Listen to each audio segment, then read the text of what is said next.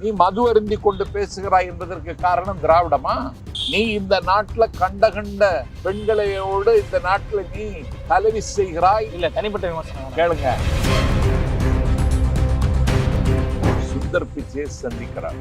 அந்த பயணத்தை ஒருங்கிணைக்கிற பணியில் தொழில்துறை அமைச்சர் TRP ராஜா இயங்கிக் கொண்டிருக்கிறார். இதெல்லாம் தமிழ்நாடு இதுவரைக்கும் பார்க்காத காட்சி. இது வெளிநாட்டு பயணம் போகாது. செந்தில் பாலாஜி கைதை மத்திய அரசு வஞ்சகத்தோடு அதை நம்ம அணுகுதுன்ற மாதிரி நீங்க ஸ்டேட்மெண்ட் கொடுத்தீங்க. ஆனா இன்னைக்கு அதே மாதிரி சவுக்கு சங்கரை ஒரு குண்டாசி எடுத்த இன்னொரு குண்டாசி போறாங்கன்னு சொல்லி தொடர்ச்சியாக அவர் திமுகவால் வஞ்சிக்கப்பட்டு கொண்டிருக்கிறார் ஒரு குற்றச்சாட்டு வைக்கிறாங்க. செந்தில் பாலாஜி சொல்லும் பொழுது உங்களுக்கு வலிச்சது, அப்ப சவுக்கு சங்கர்னா உங்களுக்கு ஏன் அப்படி? சவுக்கு சங்கர் வாவு சிதம்பரம் ஆளும் அரசை நோக்கி கேள்வி கேட்பதற்கு எல்லாருக்கும் உரிமை இருக்கு. ஆனா நீ என்ன சொல்ற? நீ திமுகவுக்கு கனிமொழி தான் தலைமை தாங்கணும்னு சொல்றியே. உன்னை யாரு கேட்டா? இது என்ன தவறு இருக்கு அதுல? அத சொல்றதுக்கு நீ யாரு? அது ஒரு கருத்து சார். அது உங்கள்ட்ட கேட்டாரா இல்ல யாரும் கேட்டாங்களா? யாராவது கருத்து கேட்டாங்களா? பொருளாதாரத்துல ரொம்ப அழகான முறையில செஞ்சுட்டு இருக்காங்களா சொல்றீங்க. இதே தமிழ்நாட்டுல கள்ளச்சாராய மரணங்கள் நடந்து மதுவிலக்கு பெரிய பிரச்சனையா பேசிருக்கு. திரும்பவே மதுவிலக்கு எதிராக போராட்டமும் ஆர்ப்பாட்டமும் நடத்துறாரு. மது ஒழிப்பு மாநாடு நடத்த போறாரு. எங்க திமுக ஆட்சியில நீங்க சொல்ற அதே திமுக ஆட்சியில தமிழ்நாட்டுல யாருடைய ஆட்சி இருக்கு? திமுக ஆட்சி தானே இருக்கு. முதலடி என்கிற இடத்துல போலே என்று சொல்லக்கூடிய ஒரு சாமியாரு அவன் காலடியை தரிசிக்க வேண்டும் என்று ஒரு கூட்டம் முண்டி அடித்துக் கொண்டு போகிறது. 136 பேர் சாகுறாங்க. மரணத்தை முத்தமிட்டார்கள். அந்த மரணத்திற்கு காரணமான அந்த மாபாவியை நீங்க மன்னிச்சீங்களா, மறந்தீங்களா? அதை ஏன் நீங்க கண்டுகொள்ளவில்லை? இதுக்கு பேரு சட்டம் ஒழுங்கு கேட்டது. தலித்துகளுக்கும் தலித் தலைவர்களுக்கும் பாதுகாப்புலன்னு திருமாவளவன் சொல்லியிருக்காரு. சமீபத்தில் சொன்னாரு. அப்ப சட்டம் ஒழுங்கு சரியா தான் இருக்குதுன்னு சொல்லுவாருங்க. அதிமுக ஆட்சியில இருந்த கொலைகளை விட திமுக ஆட்சியில கொலைகள் நாளுக்கு நாள் அதிகரிச்சுட்டு இருக்கு. ஒரு வாரத்துல 8 பேர் கொலை செய்யப்படுறாங்க. 8 பேர்ல 4-5 பேர் அரசியல் பிரமுகர்களாக இருக்கிறாங்கன்னும் பொழுது சந்தேகம் வரதானே செய்யுங்க. பாரு,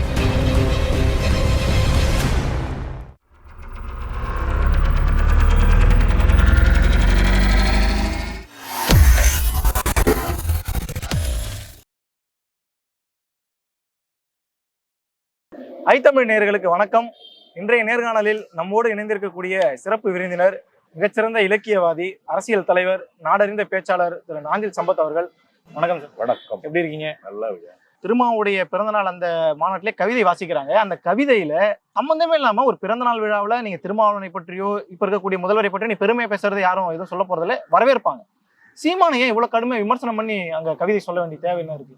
ஏன்னா தமிழ்நாட்டினுடைய தட்பவெப்பம் இன்றைக்கு சீமானால் கொதிநிலைக்கு போயிருக்கிறது. அப்ப அவர் ஒரு இம்பாக்டை ஏற்படுத்துறாரு. கொதிநிலைக்கு போயிருக்கிறது. அதனால இந்த குலத்துரோகியை சும்மா விடக்கூடாதுன்னு ஒரு கவிஞன் சிந்தித்தால், அவன் அதற்காக பேனாவை ஏந்தினால் அவன் கொண்டாடப்பட வேண்டிய கவிஞனை தவிர அவனை குறை காணுவதில் நியாயம் இல்லை. அடுத்து சீமானுடைய பிறந்தநாள் வருது. அப்பயும் திருமாவளவனையும் முதல்வரையை பற்றி அவங்க அவர் என்ன அதே மாதிரி பேசுவாங்கல்ல, தினசரி பண்ணிட்டு தானே இருக்காங்க. இது நீங்க நியாயப்படுத்துற மாதிரி இருக்கு. சீமானை விமர்சனம் பண்றது, சீமானை விமர்சிப்பதை நீங்க நியாயப்படுத்துற மாதிரி கேட்கிறேன். நீ விமர்சிக்கிறனா எதை விமர்சிக்கணும்? அரசியலை விமர்சிக்கலாம், கேளுங்க, சித்தாந்தத்தை விமர்சிக்கலாம். திண்டிவனம், காஞ்சிபுரம், காட்பாடி ரயில்வே திட்டத்திற்கு ஒதுக்குகிற தொகை எவ்வளவு தெரியுமா? 1000 ரூபாய். இதையாக்க விமர்சிக்கணும். கேட்டீங்களா? இதை நீ விமர்சிக்க மாட்ட, இதை நீ கண்டுகிட மாட்ட. எதை பேச வேண்டுமோ அதை பேசாமல் தப்பிக்கின்ற இந்த தந்திரத்தை நீ நீண்ட நாள் தமிழ்நாட்டில் செய்ய முடியாது. சீமான் இதைத்தான் பேசணும் என்று முடிவு செய்வதுக்கு யாருங்கன்னு கேட்கிறேன். ஏன் மாநில அரசை விமர்சனம் பண்ணக்கூடாதா? மாநில அரசு குற்றங்களை வெளியே சொல்லக்கூடாதா? நீங்க அதே மாநில அரசை விமர்சிக்கணும். என்ன தப்புன்னு கேட்கிறேன். விமர்சனம் செய்தியா நீ? மாநில அரசு விமர்சனம் செய்கிற முறையில விமர்சனம் செய்கிறாயா நீ? இன்னைக்கு இந்த மாநில அரசு 17 லட்சம் மாணவர்களுக்கு காலை சிற்றுண்டி கொடுக்கிறது. நீ பாராட்டினியா நீ? தமிழ் புதல்வன் திட்டம் என்கிற பெயரால உயர்கல்விக்கு போகிற மாணவ செல்வங்களுக்கு 1000 ரூபாய் உதவி கொடுக்கிறது. பாராட்டினியா நீ? புதுமை பெண் திட்டத்துல இந்த நாட்டுல லட்சக்கணக்கான மாணவிகள் உயர்கல்வி பெறுவதற்கு ஒரு வாசல் திறந்து வைத்திருக்கிறார். பாராட்டினியா நீ? முதலீட்டை ஈர்ப்பதில் குஜராத்தை முந்திக் கொண்டு தமிழ்நாடு இன்றைக்கு முதலிடத்தில் இருக்கிறது. ஒத்துக்கிட்டியா நீ? நான் என்ன கேட்கிறேன், நீ எதை பேசுகிறாய்? நீ அந்த அளவுக்கு மக்களை கொண்டு வந்தது யாருன்னு அவர் கேட்கிறாரு. 1000 ரூபாய் வாங்கக்கூடிய அளவுக்கு நிலைமையை கொண்டு வந்தது யாருன்னு கேட்கிறாரு சீமான். யாரு? திராவிடம் தான் கொண்டு வந்திருக்கு, திராவிட ஆட்சி தான் கொண்டு வந்திருக்கு. 50 வருஷமா திராவிடம் தான் ஆண்டுட்டு இருக்கு. ஆமா. மக்கள் 1000 ரூபாய் அளவுக்கு சம்பாதிக்க முடியாத அளவுக்கு கொண்டு வந்து நிறுத்தி இருக்காங்களே தான் அவருடைய ஆதங்கப்படுறாரு அவர். பாருங்க, மக்களுக்கு சமூக பொருளாதார நிலை நலிவுற்றிருப்பதற்கு திராவிடம் காரணமா? குற்றச்சாட்டு வைக்கிறார் சார் அவரு. எப்படி? நீங்க 1000 ரூபாய் நீங்க எதுக்கு நீங்க கொடுக்குறீங்க? அவங்கள்ட்ட இல்ல, அவங்க வறுமையில இருக்காங்கன்ற ஒரு காரணத்துக்காக கொடுக்குறீங்கல்ல, ஒரு உதவியா தானே நீங்க கொடுக்குறீங்க. ஆமா. அந்த நிலைமைக்கு அவங்க அத வந்ததுக்கு கூட நீ காரணம் குறை யாரு? சொல்றீ?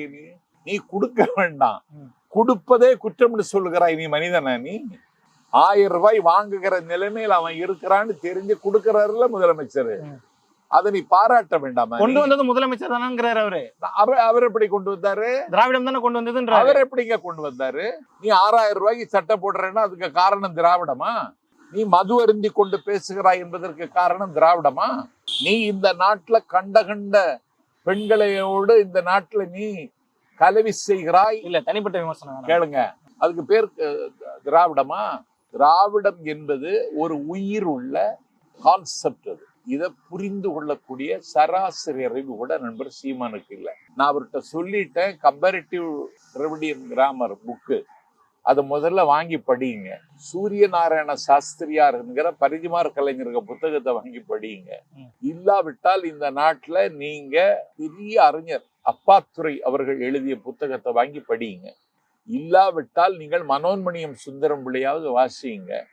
இந்தோ ஆரிய மொழி குடும்பத்திற்கு எதிர் திசையில் இருக்கிற குடும்பம் திராவிட குடும்பம். இந்த திராவிட குடும்பத்தினுடைய தலைமை மொழி தமிழ். இதைத்தான் திராவிடம் என்று நாங்கள் சொல்லுகிறோம். அது உயிரோட இருக்கா இல்லையான்னெல்லாம் நீ கொச்சைப்படுத்தக்கூடாது. இன்னைக்கு தெலுங்கானாவில பிஜேபி ஜெயிக்க முடியல, ஆந்திராவில பிஜேபி ஜெயிக்க முடியல, கர்நாடகத்துல பிஜேபி ஜெயிக்க முடியல, கேரளாவில பிஜேபி ஜெயிக்க முடியல, தமிழ்நாட்டுல பிஜேபி ஜெயிக்க முடியலன்னா திராவிடம் இருக்கா இல்லையா? தமிழ்நாடு திராவிடத்தை ஏத்துக்கும். இந்த காரணத்தை நீங்க அங்க போய் சொன்னீங்கன்னா அவங்க ஏத்துப்பாங்களா? யாரு? தமிழ்நாட்டை தாண்டி நீங்க வெளியே போய் திராவிடம் தான் காரணம்னா ஏத்துப்பாங்களா அவங்க? ஏத்துக்கிடுவாங்களே. ஏன் ஏத்துக்கிட மாட்டாங்க? நான் பாருங்க, வயநாட்டுல இன்னைக்கு மிகப்பெரிய ஆபத்து. கண்ணுக்கு முன்னால கொத்தாக மக்கள் மடிந்து விழுகிறார்கள். குடும்பமா இருந்தாங்க. நாடாளும் பிரதமர் வந்தார், 4 ரூபாயாவது அடிச்சியா? 6 லட்சம் ரூபாய் கொடுக்கிறார் பினராயி விஜயன். அப்ப இதுக்கு என்ன காரணம்? நீ தென் மாநிலங்களை திட்டமிட்டு புறக்கணிக்கிறாய் என்பதை விட நீ திராவிட நாடுன்னு சொன்னாலே உனக்கு ஆத்திரம் வருது என்பதுக்கு இது ஒரு அடையாளம். அதனால அந்த பிலாசபி, அந்த தத்துவர்கள், திராவிடம் என்கிற தத்துவம் அது காலத்தீயில் கருகி போகாத தத்துவம். அந்த தத்துவத்தை கொச்சப்படுத்துகிறவர்கள் அரசியல்ல காணாமல் போவார்கள். திமுக தனித்து களம் காண விரும்புகிறது 2026 சொல்லி சில வாரங்களுக்கு முன்பாக தினமலர், ஏபிபி நாடு மாதிரியான முக்கிய செய்தித்தாள்கள்ல வந்தது, இணையத்தின் ஊடகத்திலையும் வந்தது. ஒருவேளை அதை நோக்கி தான் பயணிச்சுட்டு இருக்கா திமுக அப்படிங்கிற கேள்வியையும் வச்சிருக்கிறாங்க. ஏன் இந்த கேள்வி கேட்கறாங்கன்னா, 200 தொகுதிகள் தான் இலக்கு 2026 மாதிரி முதல்வர் பேசினார், மாவட்ட செயலாளர் கூட்டத்தில் பேசினார். ஒருவேளை கூட்டணி எல்லாம் ஓரம் கட்டிட்டு திமுகவே தனிச்சு களம் காண முயற்சி பண்றாங்களோ? அப்படி பண்ணாது திமுக. அந்த ஸ்பீச்சை நீங்க மோட்டிவேட்டட் ஸ்பீச்சா தான் எடுத்துக்கணும். திமுகவை இல்ல, நான் இன்னும் எதுக்காக இந்த கேள்வி கேட்கறேன்னா, திரும்ப வந்து இப்ப சொன்ன ஸ்டேட்மெண்ட், தலித்துக்கு முதல்வராக கொடுக்க வாய்ப்பு இல்லைன்னு சொன்ன ஸ்டேட்மெண்ட், காங்கிரஸ் நடந்த அவங்களுடைய கூட்டத்துல என்ன பேசுறாருன்னா, கார்த்திக் சிதம்பரம் என்ன சொல்றாருன்னா, அதாவது அமைச்சரவையில 2026 திமுக ஆட்சி அமைக்கும் போது அமைச்சரவையில காங்கிரஸ் இடம் பிடிக்கணும்னு பேசுறது, இதையெல்லாம் பார்க்கும்பொழுது இவங்க எல்லாம் இருந்தா நமக்கு பிரச்சனையா இருக்குமோன்னு திமுக நினைக்குதுன்றதுக்காக தான் இந்த கேள்வி கேட்கறேன். கார்த்திக் சிதம்பரம் தன்னுடைய பொறுப்பை உணர்ந்து பேசவில்லை. கேட்டீங்களா? அவர் ஒரு அயல் நாட்டில் கல்வி கற்றவர், ஒரு தமிழ்நாட்டின் தலை சிறந்த ஆளுமையாக நான் கொண்டாடி மகிழ்கிற அண்ணன் சிதம்பரத்தின் செல்வ புதல்வர்.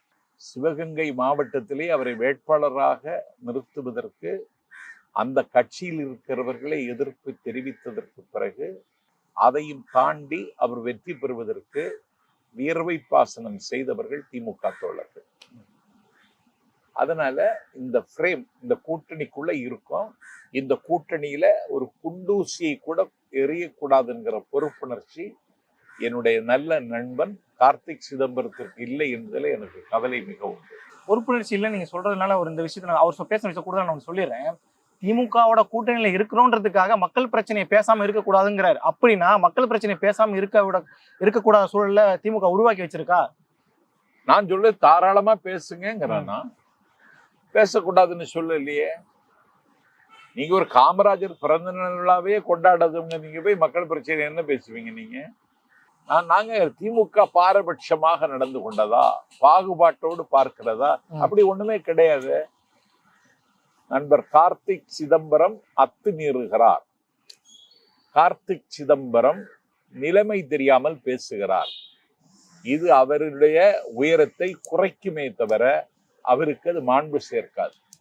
திமுக ஆட்சி 3 ஆண்டு நிறைவை ஒட்டி நம்ம பயணிச்சுக்கிட்டு இருக்கோம். எப்படி இருக்கு பாக்குறீங்க திமுக ஆட்சி?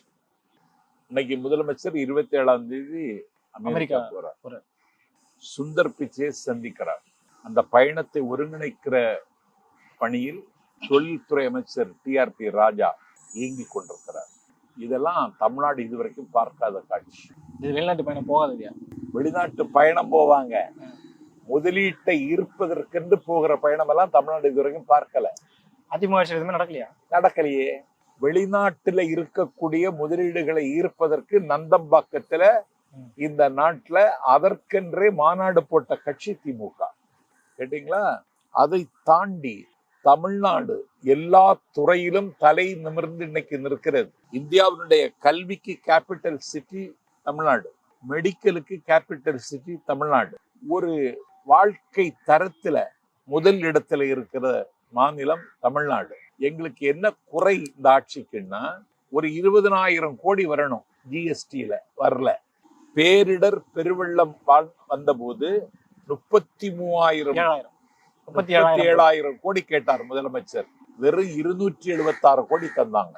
ஒரு ஒத்துழைப்பில்லை என்பதை விட எங்களை ஒதுக்கி வைக்க நினைக்கின்ற பிஜேபி ஆட்சியை இந்த நாட்டில் எதிர்கொண்டு இவ்வளவு சாதனைகளை மளமளவென்று அண்ணன் ஸ்டாலின் செய்து வருகிறார் என்றால், இந்த ஆட்சியை மாதிரி ஒரு சிறப்பான ஆட்சி தமிழ்நாட்டினுடைய 100 ஆண்டு கால வரலாற்றுல இல்லை. பொருளாதாரத்துல ரொம்ப அழகான முறையில செஞ்சுட்டு இருக்காங்கலாம் சொல்றீங்க.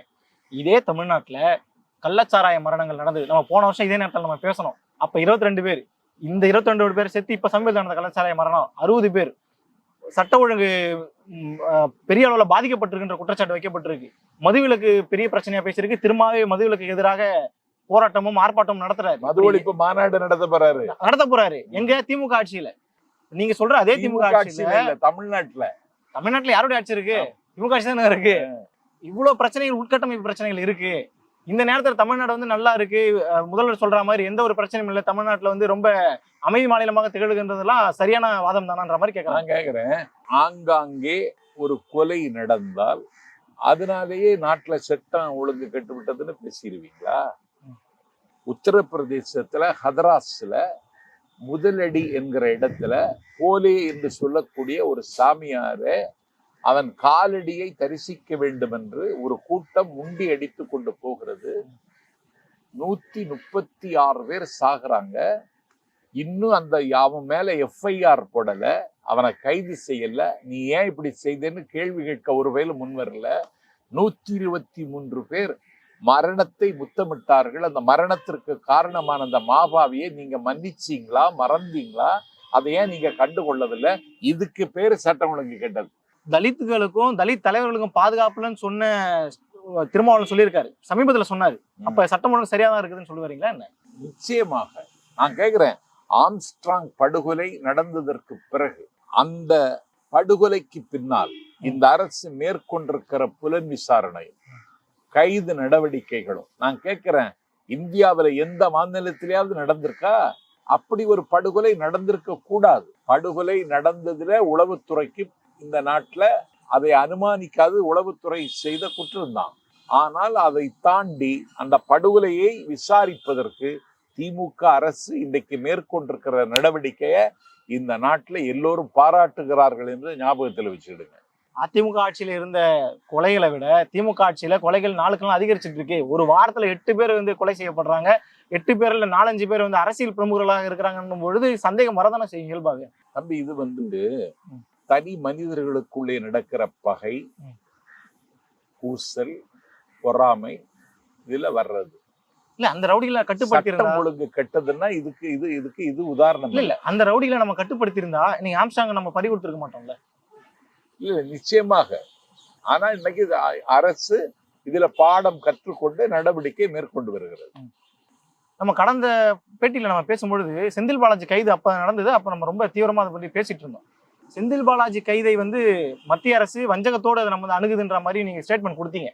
ஆனா இன்னைக்கு அதே மாதிரி சவுக்கு சங்கரை கைது செய்து வச்சிருக்கிறாங்க.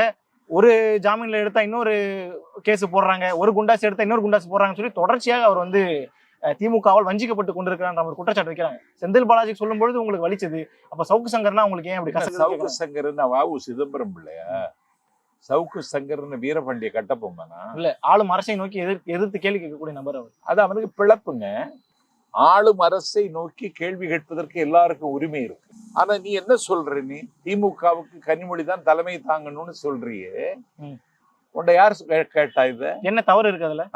என்ன தவறு? அத சொல்றதுக்கு நீ யாரு? நான் கேட்கிறேன். இந்த நாட்டுல கன்ஸ்ட்ரக்ஷன் இன்ஃப்ராஸ்ட்ரக்சர் கடமை கண்ணியம் கட்டுப்பாடு உள்ள ஒரு கட்சிக்கு மேல நீ கல்லறிகிற என்ன காரணம் உனக்கு? அது ஒரு கருத்து சார். அது உங்கள்ட்ட வந்து கேட்டாரா? இல்ல யாரும் கேட்டாங்களா? யாராவது கருத்து கேட்டாங்களா? நீ சொல்றதுல ஏதாவது நியாயம் இருக்கா? நீ ஏதாவது நியாயம் சார்ந்து பேசுறியா? நீ திமுக அரசை விமர்சிக்க கூடாதுங்கிறது இல்ல. Right to differ, right to criticise. எல்லா விமர்சனத்தையும் திமுக உள்வாங்கிக் கொள்கிறது. ஆனா திமுகவை விமர்சிப்பதற்கென்றே யாரோ ஏவி விடப்பட்டிருக்கிற ஒரு ஏவன் குற்றவாளி சவுக்கு சங்கர்னு உங்களுக்கு தெரியலையா? அதனால நீங்க அவர் மேல வந்து கஞ்சா வச்சிருக்காருன்னு வந்து குற்றச்சாட்டு பதிவு பண்ணி அவர் மேல வழக்கு போடுறீங்கன்றதெல்லாம் கோர்ட்டே வந்து பல வழக்குகளை குறிப்பிட்டிருக்காங்க. இதெல்லாம் தேவைதான்ற மாதிரி கோர்ட்டே கேட்கறாங்க. நம்ம கேட்கல, கோர்ட்டு கேட்கறாங்க. ஆமா, கோர்ட்டு கேட்கத்தான் செய்யும். பழிவாங்கப்பட்டு இருக்காரு சவுக்கு சங்கர்ன்ற மாதிரி விமர்சனம் பண்றாங்க. நான் கோர்ட்டை குற்றம் சாட்ட விரும்பல. இந்த நாட்டுல கோர்ட்டு சொல்லுவது எல்லாமே இந்த நாட்டுல நியாயம்னு நம்புறீங்களா நீங்க? பாபர் மசூதியை உடைச்சவனுக்கே அந்த இடத்தை கொடுங்கன்னு கோர்ட்டு சொல்லுச்சு. அதானே கோர்ட்டு? இதை ஒத்துக்குறீங்களா நீங்க? அல்ல, கோர்ட்டு சொல்லுதுங்கிறது இல்ல. இந்த அரசை திட்டமிட்டு விமர்சிக்க வேண்டும் என்பதற்காகவே ஏவி விடப்பட்டிருக்கிற யாருடைய கையாளோ சவுக்கு சங்கர், அவர் மீது இந்த நாட்டில் காவல்துறை முறையாக வழக்கு பதிவு செய்து நடவடிக்கை எடுத்துக்கொண்டு வருகிறது. அவரை நீதிமன்றம் விடுவிப்பதற்கும் நீதிமன்றத்தில் அவர் பிணை கேட்பதற்கும் தன்னை நியாயப்படுத்துவதற்கும் ஒரு ஜனநாயக நாட்டில் சவுக்கு சங்கருக்கு இருக்கிற உரிமையை திமுக ஒன்றும் தடுக்க விரும்பல. திமுக என்னை பார்த்து பயப்படுதுன்னு வேற ஒரு ஸ்டேட்மெண்ட் கொடுத்துட்டு போறாரு. பேச்சாய் பயந்து போய் தான் எனக்கு கைது வெளியே விடாம இருக்கிறாங்கன்ற மாதிரி சொல்றாரு. அதெல்லாம் ஒண்ணும் கிடையாது. திமுக இவரை பார்த்து எதுக்கு இங்க பயப்படணும்? அங்க கடவுளை கண்டே பயப்படாதனால இவனை பார்த்து பயப்படுவோமா? விஜய் வந்து மாநாடு நடத்த போறாரு, அரசியல் அறிவிப்பை கொடுத்துட்டாரு. நம்ம கடந்த ஆண்டு பேசும்பொழுது செப்டம்பர் 22ன்ற மாதிரி அவங்க சொல்லியிருக்கிறாங்க. யுகமாக சொல்லியிருக்கிறாங்க. இன்னும் அவங்க தீர்க்கமான இது சொல்லல. கட்சி கொடியெல்லாம் அறிமுகப்படுத்த போறாங்க சொல்லியிருக்கிறாரு. விஜயினுடைய அரசியல் பிரவேசம் திமுகவை பாதிக்குமா அப்படிங்கிற கேள்வி வந்து பலரும் கேட்கிறாங்க. இதை எப்படி பாக்குறீங்க? எல்லாரையும் பாதிக்கும். திமுகவை மட்டும் இல்ல, தமிழ்நாட்டுல எல்லாரையும் பாதிக்கும். ஏன்னா ஒரு ஈர்ப்பு, இந்த அட்ராக்ஷன் உள்ள லீடரா அவர் கண்ணுக்கு தெரிகிறார். எல்லாரையும் பாதிக்கும். அதை எதிர்கொள்ள திமுக தயாராக வேண்டும் என்பதற்கு இன்னைக்கு தயாராகி கொண்டு வருகிறது.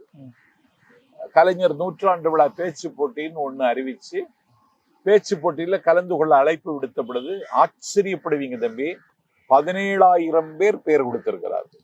எத்தனை பேரு? 17,000. திமுக விளையாட்ட 17,000 பேர் கொடுத்திருக்கிறார்கள். மண்டல வாரியாக பேச்சு போட்டி நடைபெற்று கொண்டிருக்கிறது. நேற்றைக்கு சேலத்துல போய் நடுவராக இருந்து கடமையாற்றிட்டு வர்றேன். நேற்று முன்தினம் அன்பகத்துல உட்கார்ந்து நடுவராக இருந்து கடமையாற்றிட்டு வர்றேன். கூவத்துடிக்கிற குயில் குஞ்சுகளை பார்த்தேன், தாவ குடிக்கிற தலைமான் குட்டிகளை பார்த்தேன். திமுக மேடையில பேச வேண்டும் என்று கருதக்கூடிய வாலிப தலைமுறையை பார்த்து நான் மெய்சில் இருந்து போனேன். இதை எதிர்கொள்ள திமுகவுக்கு தயக்கம் இல்லை. திமுக அதை எதிர்கொள்ளும். ஆனா திமுகவை பகைத்து கொள்ளுகிற மனநிலையில் தான் தம்பி விஜய் இருக்கிறாருன்னு நான் சொல்ல மாட்டேன். ஒன்றிய அரசுன்னு சொல்றாருன்னா திமுக சொன்னது அவர் சொல்றாரு. அப்போ அப்படி இருக்கக்கூடிய விஜய் வந்து ஒரு மாநாடு நடத்த போறேன்னு சொல்லி திருச்சியில இடம் கேட்கிறாரு. திருச்சியில இடம் கொடுக்கப்படாதனால விக்கிரவாண்டிக்கு இடத்த மாத்துறாங்க. அந்த திருச்சியில இடம் கொடுக்காததுக்கு காரணம் பின்னாடி திமுக அமைச்சர்கள் இருக்கிறதா குற்றச்சாட்டு வைக்கிறாங்க. அப்படி நீங்க பயப்படலன்னா ஏன் நீங்க அப்படி இருந்தா அது தவறு. அப்படி இருந்தா அது தவறு. அவர் மாநாடு நடத்தலாம், மாநாடு நடத்த உரிமை இருக்கு. இதை கண்டு திமுக பயப்படுகிறதுங்கிறத நான் நம்பல. அந்த குற்றச்சாட்டு நீங்க ஏத்துக்கிட்டாரு. மத்திய அரசினுடைய அணுகுமுறை எப்படி இருக்கு? திமுகவோடும் தமிழக அரசோடும் தமிழ்நாட்டு மக்கள் மீது மத்திய அரசு எப்படிப்பட்ட விஷயங்களை கையாளுதுன்னு நினைக்கிறீங்க? தமிழ்நாட்டை தொடர்ந்து வஞ்சிக்கிறது, தமிழ்நாட்டை தொடர்ந்து இருட்டடிப்பு செய்கிறது. தமிழ்நாட்டுக்கு எதுவும் கொடுக்க கூடாது என்பதில் அவர்கள் உறுதியாக இருக்கிறார்கள். இதை தாண்டி எங்கள் பயணம் தொடர்கிறது. பல்வேறு கேள்விகளை நம்ம பேசியிருக்கிறோம். மக்கள்கிட்ட கொண்டு போய் சேர்ப்போம், மக்களை தெளிவு பெறட்டும். நன்றி. நன்றி.